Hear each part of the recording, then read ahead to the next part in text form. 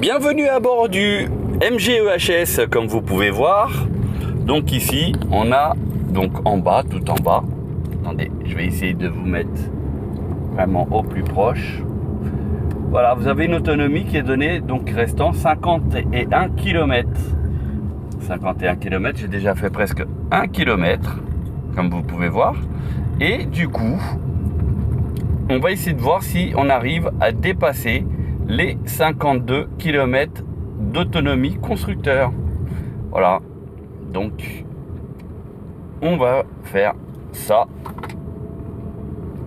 pour ceux qui voudraient prendre un véhicule MG hybride, essence et électrique.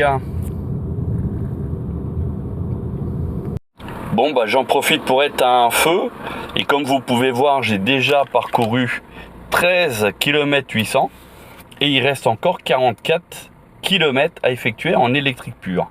Ce qui veut dire que si vous additionnez les deux, je dépasse déjà le kilométrage informé par le constructeur, les 52 km. Bah, je les dépasse déjà.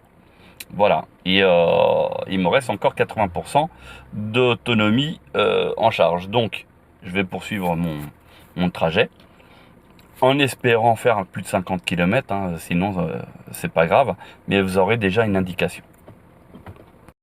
Bon, malheureusement, quand je suis reparti, il m'a remis à zéro, mais avec le kilométrage qui est ici en bas, vous pouvez faire le calcul. Il me reste encore 20 km ici. J'ai refait sur mon retour 25 km pratiquement. Et vous pouvez donc faire le calcul combien de kilomètres j'ai effectué avec que le électrique. J'ai pas touché au... alors, je manœuvre en même temps. Et j'ai pas touché au carburant. Et ce qui fait que voilà, comme vous pouvez voir, 14 909 km, ça c'est le total. Il reste 20 km d'autonomie en électrique pure.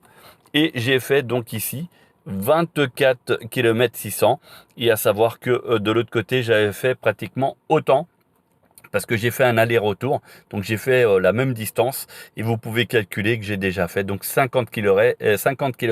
Il me reste encore 20 km d'autonomie en électrique.